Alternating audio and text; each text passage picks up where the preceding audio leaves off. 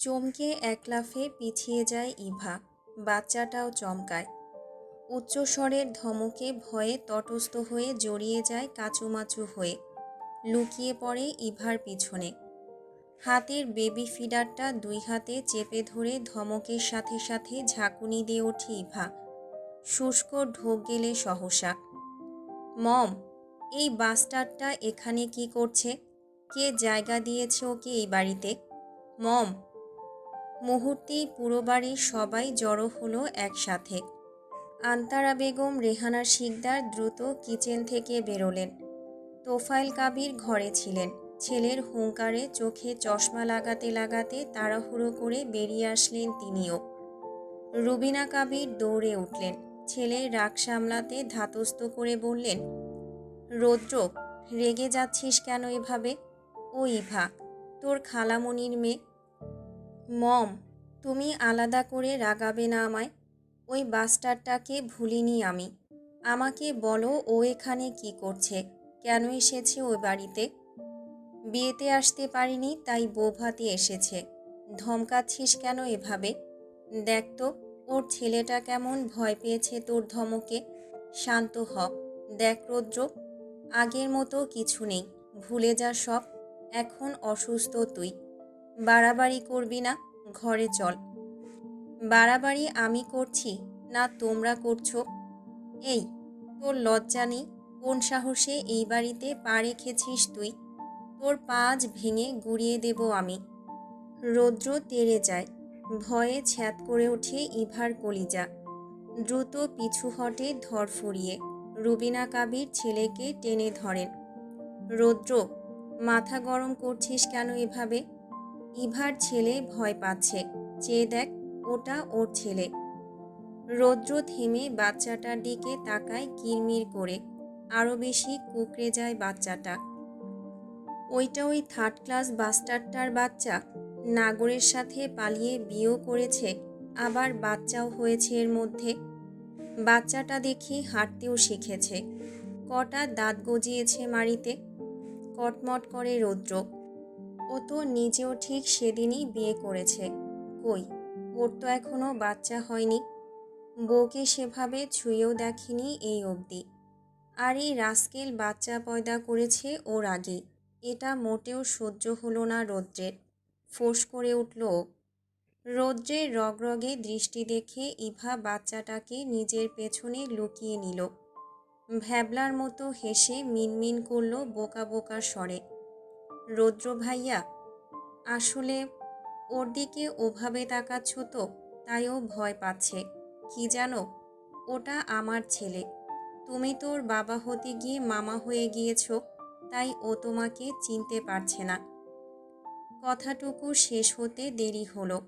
রৌদ্রের হিংস্র বাঘের ন্যায় তেড়ে যেতে দেরি হলো না। রুবিনা কাবিরও আর রুখতে পারলেন না ছেলেকে। ইভা ছ্যাদ করে পেছাতে গিয়ে বাচ্চার সাথে তালগোল পাকিয়ে বাচ্চাসহ ধপ করে পড়ল করিডোরের মেঝেতে। কোকিয়ে উঠল সহসা। রৌদ্র থামে তৎক্ষণাৎ। মৃদু ঠোঁট ফাঁক করে ওকে ওভাবে পড়ে থাকতে দেখে। কেঁদে ওঠে ইভার ছেলেটা। রেহানা শিকদার দ্রুত উপরে উঠলেন। মেয়ার নাতিকে টেনে তুললেন। ক্রন্দনরত বাচ্চাটাকে কোলে নিয়ে সামাল দিতে দিতে বললেন, রৌদ্র, ইভা এখন বিবাহিত, স্বামী সন্তান আছে ওর। আর তুমি ওর গায়ে হাত তোলার জন্য উদ্যত হচ্ছ কোন হিম্মতে? ভুলে যেও না তুমি নিজেও বিবাহিত। নিচে তোমার স্ত্রী দাঁড়িয়ে আছে। স্ত্রীর সামনে অন্য একটা মেয়ের উপর তোড়জোড় করছো কোন খেয়ালে? কর্ধে ফুঁসল রৌদ্র। স্ত্রীর সম্বোধনটা শুনে ঘাড় বাঁকিয়ে তাকালো নিচে। নিচে সবাই ঘাড় উঁচিয়ে উপরে দৃশ্য দেখতেই ব্যস্ত। মেঘাও ব্যতিক্রম নয়। চোয়াল খিচে এতক্ষণ সে নিজেও দেখছিল। রৌদ্র ফেরা মাত্রই ঝট করে দৃষ্টি সরালো। অপ্রস্তুত অবস্থা থেকে বাঁচতে খেতে বসলো এবার। প্রতিক্রিয়াহীন দেখালো নিজেকে। রৌদ্র চোখ শুরু করে ওকে পরখ করে উপর থেকেই। পরক্ষণে এক মুহূর্ত অপেক্ষা না করে দপাদপ পা ফেলে চলে যায় নিজের ঘরে। কাল থেকে মেঘার খোঁজ হাজারবার নেওয়া হলেও স্বস্তি পায়নি আদ্র। মেলোড্রামা শেষ হতেই সে এগোলো মেঘার দিকে। মেয়েটাকে খেতে দেখে বলল মোলায়েম স্বরে, মেঘ, জ্বর কমেছে? হ্যাঁ ভাইয়া। প্রবলেম আছে আর কোনো? হুম। চোখ মুখ এভাবে ফুলে লাল হয়ে গেছে কি করে? শুধু কি জ্বরে? মেঘা হাত থমকায়, মুখের খাবার চিবিয়ে বলে, তাছাড়া? মেডিসিন নিয়েছিস? হুম। খেয়ে দে, আমার রুমে আয়। আচ্ছা। আদ্র রুমে গেল। সেই মোতাবেক খেয়ে দিয়ে সোজা ওর রুমে উঠেছে মেঘা। খুব যত্ন নিয়ে ফের শরীরের তাপমাত্রা মেপে পুনরায় ওকে মেডিসিন দিয়েছে আদ্র। মেয়েটার বড্ড খেয়াল রাখেও। রাখবে নাই বা কেন? দায়িত্ব পেয়েছে যে। কত বড় দায়িত্ব ওর কাঁধে। টেবিলের পাশের চেয়ারটায় বসে আছে মেঘা। ওষুধ গিলেছে কোনো রকমে। বমি আসছে। আদ্র হসপিটাল থেকে ফিরে ফ্রেশ হয়নি এখনো। তার আগেই মেয়েটার দেখভাল করতে লেগে পড়েছে। উঠে দাঁড়িয়ে কাবার থেকে কাপড় বের করে বলল, মেডিসিন নিয়েছিস, এখন রুমে গিয়ে একটু রেস্ট নে। বেশি মাতামাতি করবি না। বড্ড সেনসিটিভ তুই। একটু কিছু হতে না হতেই অসুখ ফাঁদিয়ে বসে থাকিস। মেঘা মুচকি হাসল। ডেকে বলল, একটা কথা বলি ভাইয়া। হুম। জানো, তুমি আমাকে কখনো আমার ভাইয়ার অভাব বুঝতে দাও না।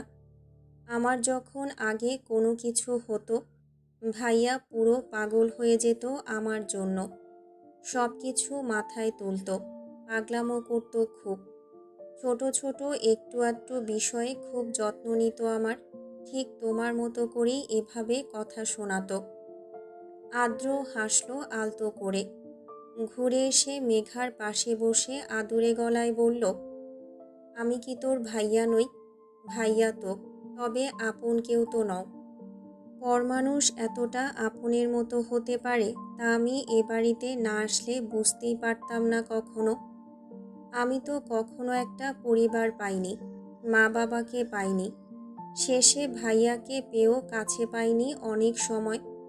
একলা বেড়ে উঠেছি, পরিবারের সঙ্গ মেলেনি। একটা পরিবার কেমন হয় দেখতাম শুধু। জানতাম অনেকে মিলে একটা পরিবার গঠিত হয়, কিন্তু সেই পরিবারের স্বাদ অনুভব করিনি সেভাবে। অবশ্য দাদুমণি আমাকে এসবে শূন্যতা কখনো অনুভব করতে দেয়নি। আর গত 5 বছর ধরে তোমরা কেউই আমাকে এসবে শূন্যতা অনুভব করাওনি। দাদুমণি, ভাইয়া, আম্মু আব্বু কারোর শূন্যতাই সেভাবে বুঝিনি তোমাদের কাছে থেকে। তবে আজকাল একটা বিষয় বড্ড অনুভব করি, জানো। মনে হয় যখন তোমাদের ছেড়ে চলে যাব তখন তোমাদের শূন্যতাটা খুব পোড়াবে আমায়। খুব মিস করব তোমাদের।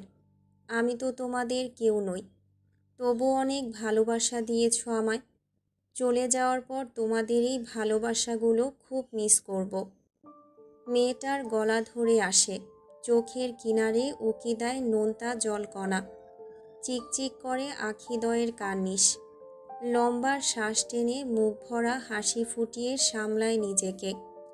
আদ্র স্থির চোখে চেয়ে খানিকক্ষণ স্থবির হয়ে মেয়েটাকে পরখ করে বলল শুকনো কণ্ঠে, তুই আমাদের কেউ নোস, এটা কে বলল? তুই তো আমাদের অনেক কিছু। আমার মেঘ বুড়ি তুই। ভরা মুখে ভাইয়া ডাকিস তো আমায়, তাহলে আমি তোর পর হলাম কি করে? পর ভাবিস আমায়, আমাদের? মেঘা মাথা ঝাঁকায়। আদ্র বলে, তাহলে এই পৃথিবীতে তোর সবচেয়ে আপন যদি কেউ থেকে থাকে, তাহলে সে আমাদের এই পরিবারেই নিহিত। তুই বুঝবি না এখন, তবে যখন বুঝবি তখন আর পিছু ফেরার মতো শক্তি থাকবে না। এখন যা, আমিও ভীষণ টায়ার্ড, ফ্রেশ হয়ে ঘুমাবো একটু। তুই গিয়ে রেস্ট কর। মেঘা উঠে দাঁড়ালো। আদ্র আবার থামিয়ে বলল, কাল থেকে কিন্তু ভার্সিটি আছে। বেশ ছুটি কাটানো হয়েছে পরপর। এখন পড়াশোনায় মনোযোগ দে। শরীর সুস্থ করে কাল থেকে যেতে হবে ভার্সিটিতে। মুচকি হাসে মেয়েটা, বেরিয়ে যায় ঘর থেকে। বিকেল গড়িয়েছে। আকাশে মেঘেদের ভিড় জমেছে আজ। সূর্যাস্তের সময় সিঁদুর রাঙা হয়ে উঠেছে দিগন্ত। রোজকার মতো ঠিক সময়টাতে ছাদে উঠেছে মেঘা, সাফা আর সারা। শিরশিরে বাতাস বইছে, খানিক ঠান্ডা আবহাওয়া। ছাদে পা রাখা মাত্রই ফুরফুরে বাতাসে গা শিউরে উঠল মেঘার। শরীর খারাপ লাগছে আবার, মাথা ভার হয়ে আসছে। ওড়নাটা ঠিকমতো গায়ে পেঁচিয়ে বাতাস বয়ে ঠান্ডা নিবারণের চেষ্টা করল। কথা না বলে চুপটি করে একপাশের ইজি চেয়ারটায় বসল শরীর এলিয়ে। সাফার সেই এক ডিউটি। বিকেলের এই সময়টা ছাদে উঠে গাছে পানি দেওয়া। বিয়ের ভেজালে 2 দিন ধরে গাছগুলোর যত্ন নেওয়া হয়নি, পানি দেওয়া হয়নি ঠিক মতো। সেও ছাদে উঠে পাইপ তুলে নিজের কাজে লেগে পড়ল। সারা উঠেছে ছোট্ট জাবিরকে সাথে করে। ইভার ছেলে এটা। এই ছেলে যা ছটফটে দুষ্টু, ওকে সামলানো কসরতের। হাঁটতে শিখেছে কি শেখেনি, সবসময় এপাশ ওপাশ ছোটাছুটি করতেই থাকে, স্থির রয় না এক মুহূর্ত।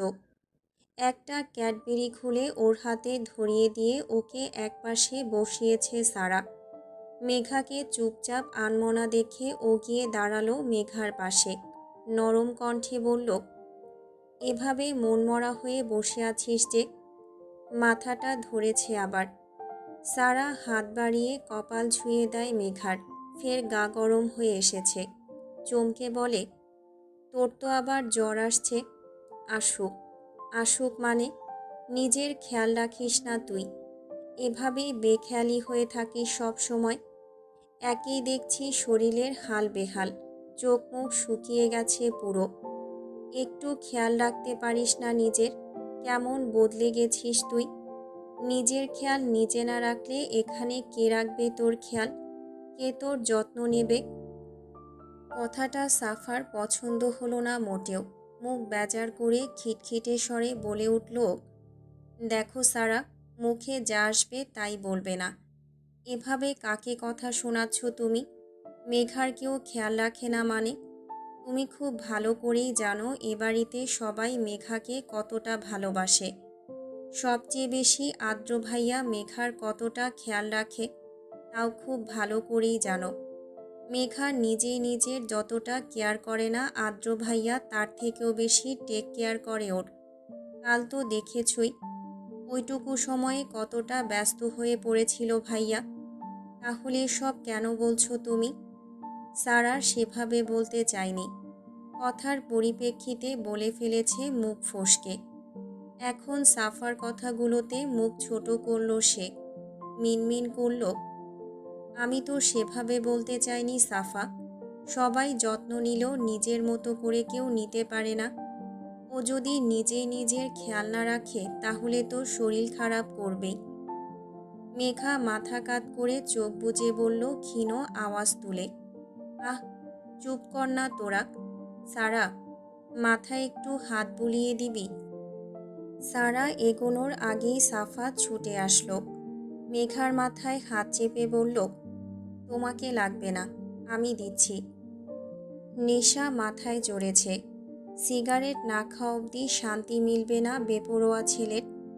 উদ্দাম শরীরে পাতলা টি শার্ট জড়িয়ে ধূপধাপ পা ফেলে ছাদে উঠল সে।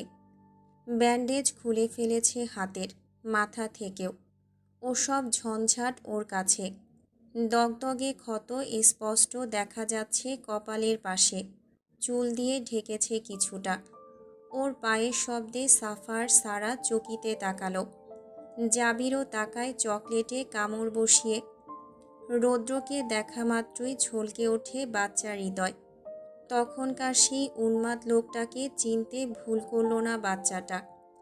এক লাফে উঠে দাঁড়িয়ে ছুটে গিয়ে লুকালো সারার কাছে। মাথা বাড়িয়ে উকি দিল পিট পিট করে। রৌদ্র কপাল কুঁচকায় ওদের সকলকে দেখে। একপাশে দাঁড়ায়। টুকটুকি আছে বিধায় সিগারেট ধরায় না প্রথমে। চোখ তীক্ষ্ণ করে বাঁকা দৃষ্টিপাত করে চায় ইজি চেয়ারে বসে থাকা রমণীর পানে। রমণী উল্টো দিকে মুখ ফিরিয়ে রেখেছে। রৌদ্রকে দেখেও কথা হয়নি। সারা ঢোক গিলে মিনমিন করল, কেমন আছো ভাইয়া? বিন্দাস। রৌদ্রের কণ্ঠ শোনা মাত্রই কেঁপে ওঠে রমণীর বক্ষস্থল। একই শরীর কাঁপছে জ্বরের তোপে, তার উপর লোকটার কণ্ঠস্বর শুনে পুরো চিত্ত কেঁপে উঠল মেয়েটার। শরীর ভার, ব্যথা অনুভূত হচ্ছে। নড়তে গিয়েও পারল না, মাথাসহ পুরো শরীরের যন্ত্রণায়।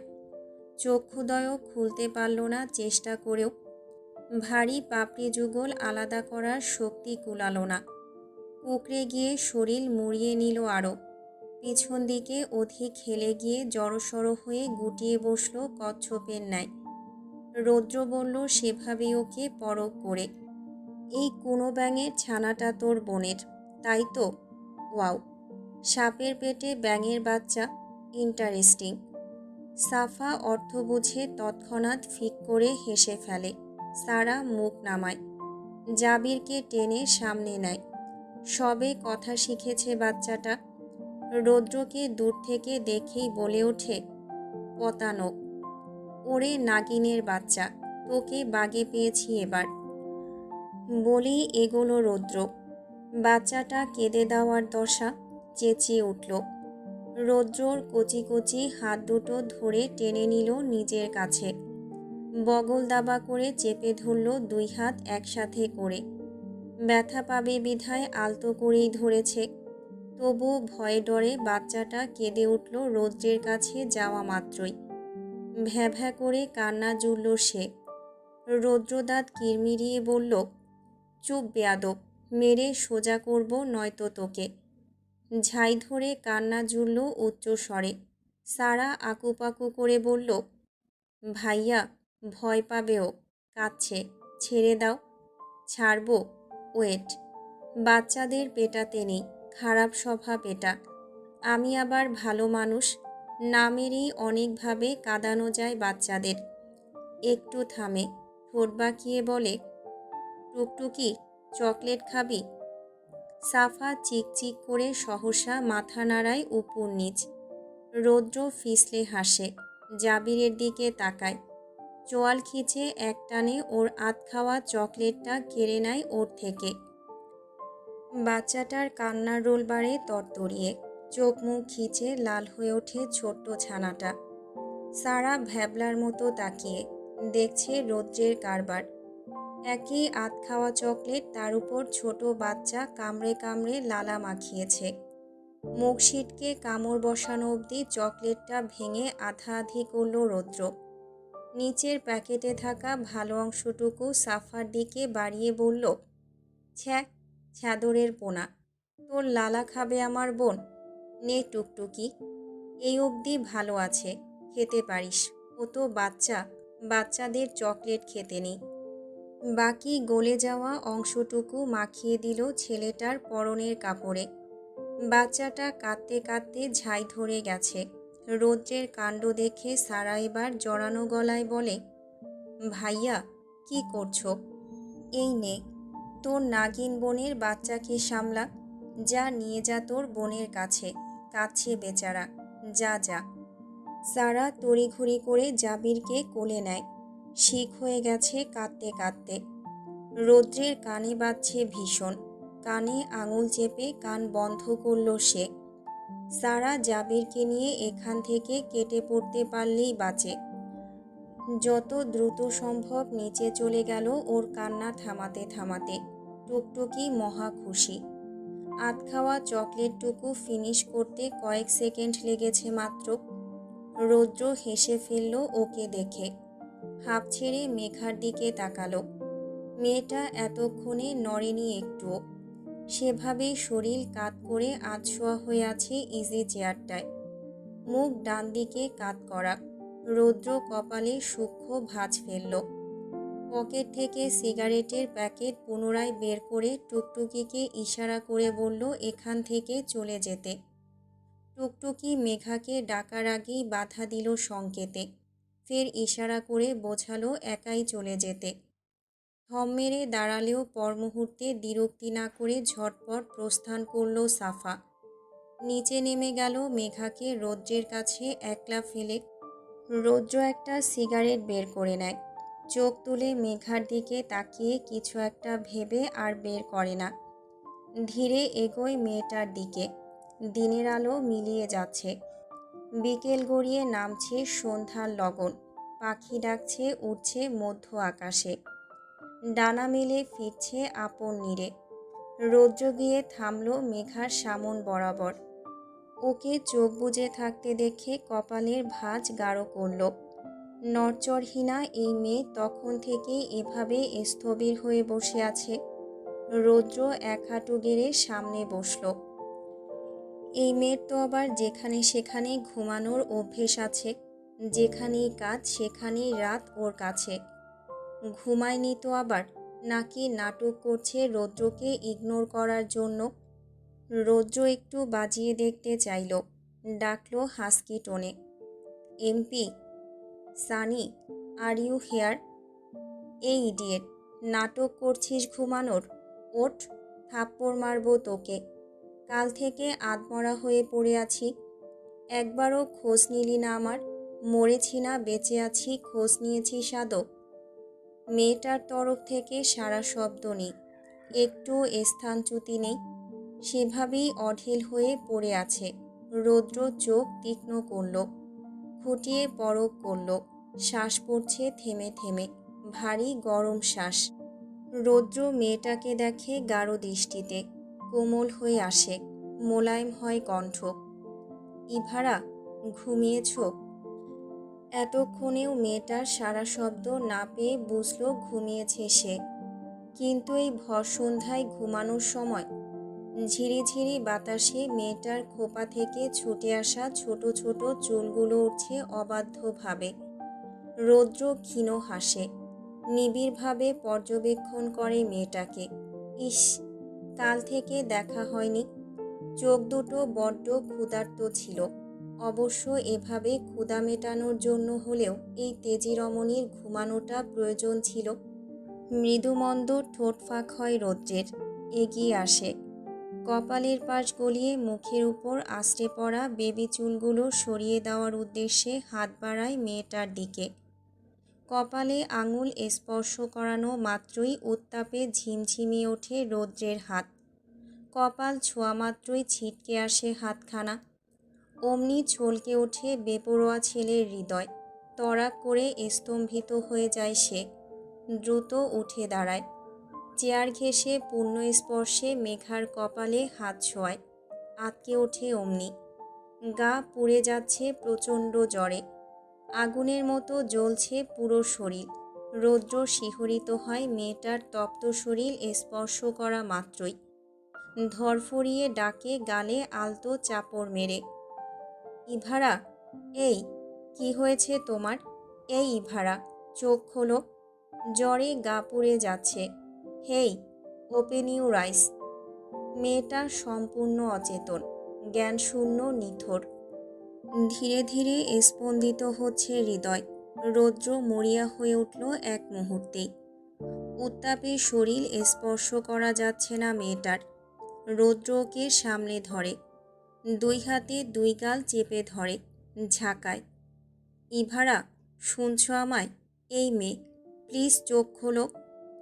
মেয়েটার চোখের পত্রযুগল শক্ত করে জমাট বেঁধেছে।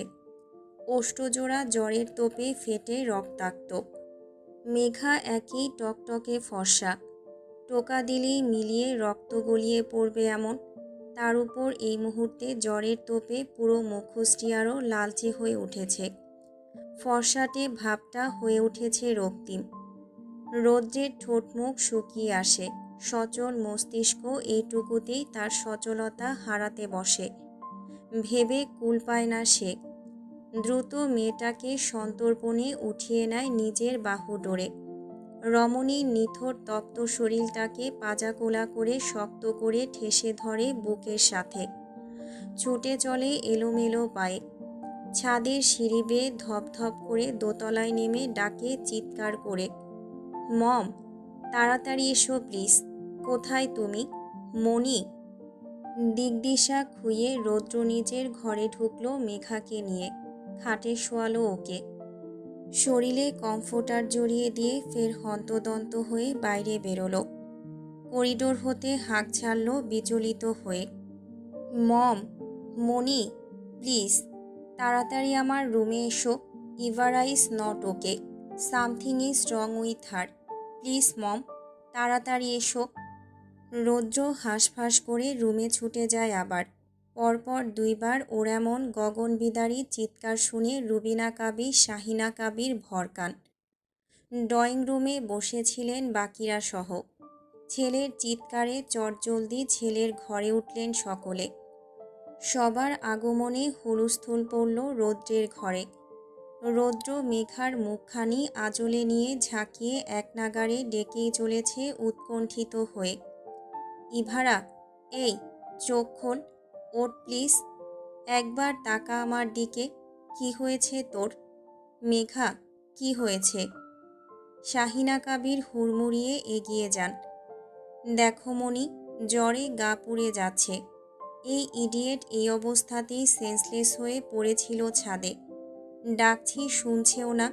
প্লিজ কিছু করো, ডাকো ওকে। এই ইভারা। তোফায়েল কাবির সহ বাকিরা আসতেও সময় পার করলেন না। সাফা, সারা সবাই হামলে পড়ল মেঘার উপর। সিরাত কপালার গলায় হাত ছোঁয়ানো মাত্রই আটকে ওঠে। মেঘা, এ কি? আবারও জ্বরে গা পুড়ে যাচ্ছে। টুকটুকি, আদ্র কোথায়? কাল থেকে জ্বর মেঘার, ও গুরুত্ব দিচ্ছে না কেন? কোথায় ও? আপু, প্লিজ দেখো না কি হয়েছে ওর। ডক্টরকে ডাকো প্লিজ। ইভারা, চোখ খোল না একবার। এই ইডিয়েট, তাকা চোখ মেলে। রৌদ্রকে এমন ছটফট করতে দেখে পুরো ঘরের সবাই স্তব্ধ হতে ভুলল না। মুখ বধির হয়ে একদৃষ্টিতে সকলে চেয়ে আছে। সিরাত চোখ সরু করে ভাইয়ের দিকে তাকায়। বেশি স্টেজে কপালের দগদগে তাজা ক্ষত হতে রক্তের স্রোত নেমেছে। মুখশ্রী শক্ত হয়ে তামাটে বর্ণ ধারণ করেছে শঙ্কায়। চোয়ালের ধার ঘেঁষে গড়িয়ে পড়ছে উষ্ণ লাল তরল। রৌদ্রের খেয়াল নেই সেদিকে। চোখে মুখে স্পষ্ট ত্রাস। কেমন বিচলিত সে। সিরাত ধীরে ধীরে বলল, রৌদ্র, হাইপার হচ্ছিস কেন এভাবে? জাস্ট জ্বরের ঘোরে জ্ঞান হারিয়েছে মেঘা। কিচ্ছু হয়নি, হবে না, রিল্যাক্স। নিজের দিকে খেয়াল দে, কপাল থেকে রক্ত ঝরছে। রুবিনা কাবির আটকে ওঠেন। ছেলেকে একটানে দাঁড় করান। রক্ত দেখে শঙ্কিত হয়ে বলেন, এ কি? ব্যান্ডেজ খুলেছিলি কখন তুই? রক্ত ঝরছে আবার। ও মম, আমার কিচ্ছু হবে না, মরব না আমি। তোমরা ইভারাকে দেখো না। ডক্টরকে কল করো প্লিজ। বিডি ডক্টরের কন্ট্যাক্ট নেই আমার কাছে। প্লিজ সেভ হার, কিছু হয়ে যাবে ওর। রুবিনা কাবির থমকান। রৌদ্র বলতে বলতে সম্বিত ফিরে পায়। নিজের ঘরে সবার উপস্থিতি দেখে ধাতস্থ হয় এক মুহূর্তে। তোফায়েল কাবিরের একরোখা তীক্ষ্ণ নজরে নজর পড়া মাত্রই ঠোঁট ভিজিয়ে সংযত করে নিজেকে। চোখ বুজে মাথার চুল খামচে ধরে। লম্বা শ্বাস ফেলে অস্থিরতা লুকিয়ে ধাতস্থ স্বরে বলে, ওই ইডিয়েটটাকে দেখো সবাই, আমি কেউ নই তোমাদের। আমার কিছু হওয়াতে কিচ্ছু যায় আসে না, বাট ওর কিছু হওয়াতে অনেক কিছু যায় আসে। অনেক কিছু মানে অনেক কিছু। ও জ্ঞান হারিয়ে পড়েছিল ছাদে, সামলাও ওকে। রৌদ্র রুমে সবার এক স্থির দৃষ্টি বুঝে নিজেকে সামলে সরে আসলো। হাত মুঠো করে উদ্গ্রীবতা ধরে রাখল নিঃশব্দে। ঠোঁট ভিজিয়ে পিটপিট করে চাইল মেঘার দিকে। শরীরের উচ্চ তাপমাত্রার কারণে সাময়িকভাবে বাহ্যিক উদ্দীপনায় সাড়া দেওয়া বন্ধ করেছে মেঘার মস্তিষ্ক। সে এখন সম্পূর্ণ জ্ঞানশূন্য, এক গভীর আচ্ছন্নতার অতলে তলিয়েছে। সিরাত রৌদ্রের থেকে মনোযোগ সরিয়ে পানি ছেটায় মুখে, গালে চাপড় মেরে ডাকে। মেয়েটার সারা শব্দ নেই একটুও। ভেজা টাওয়াল চোখে মুখে চেপে ধরে সিরাত। তোফায়েল কাবির ঘর ছেড়েছিলেন ফোন কানে তুলে। কান থেকে ফোন নামাতে নামাতে ঘরে ঢুকে বললেন, ডক্টর আসছেন এক্ষুনি। কাল থেকে মেঘা মামনির জ্বর। তোমরা কেউ কিছু বলনি কেন আমায়? জানাওনি কেন? সিরাত মুখ খোলে। আমি ঘুমানোর আগে টেম্পারেচার মেপে ওষুধ খাইয়েছি রাতে। আদ্রকাল হসপিটাল থেকে ফিরে আবারও টেম্পারেচার মেপেছিল। আজ দুপুরে মেডিসিনও দিয়েছে। বিকেল অবধি ঠিক ছিল তো মেঘা, আবার এমন এতটা জ্বর আসবে ভাবিনি। ঠান্ডা পানির ঝাপটায় এতক্ষণে মুখ কুঁচকে আসে মেঘার। মাথা নাড়িয়ে বাম পাশ হতে মুখ ফেরায় ডান পাশে। মস্তিষ্ক সজাগ হয় খানিক। সাফা আঁতকে ওঠে। আপু, মেঘা। মেঘা, ঠিক আছিস? কি হয়েছিল তোর? রৌদ্র তেড়ে যায়। বিছানার পাশে বসে সব ভুলে। ফের বিচলিত হয়ে পড়ে আশপাশ নজরের বাইরে রেখে। ইভারা, আর ইউ ওকে? এই ইডিয়েট, চোখ খোল ভালো করে, তাকা আমার দিকে। কি হয়েছে তোর? চোখের পাপড়ি ভার, খুলতে বড্ড কষ্ট হলো। খুব চেষ্টা করে নিভু নিভু মেলল অক্ষি যুগল। ভেজা আধো চোখে ঝাপসা দেখল রৌদ্রের অব্যয়। মুখ গোল করে শ্বাস টানল। বীভৎস যন্ত্রণায় ছিঁড়ে যাচ্ছে মাথা। চোখ বুজে নিল আবার। ছেলের মতিগতি সূক্ষ্ম নেত্রে ঠাওর করলেন তোফায়েল কাবির। পরিস্থিতি বেগতিক লাগল। বিপরীতে চাকা ঘুরবে না তো আবার? এটা তো হওয়ার নয়, হতে দেওয়া যায় না। ঢোক গিললেন তিনি। ভঙ্গিতে পরিবর্তন এনে ধারালো কণ্ঠে মুখ খুললেন এই পর্যায়ে। সিরাত, ডক্টর আসছে। মেঘাকে এই ঘর থেকেও নিজের ঘরে নিয়ে যাও।